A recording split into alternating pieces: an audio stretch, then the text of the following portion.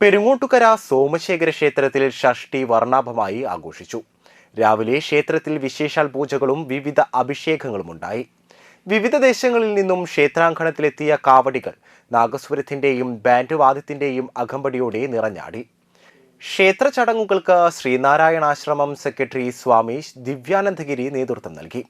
മൂത്തേടത്തറ, കിഴക്കുമുറി എന്നീ ദേശങ്ങളാണ് ഇത്തവണ ഷഷ്ഠി മഹോത്സവത്തിൽ പങ്കാളികളായത്.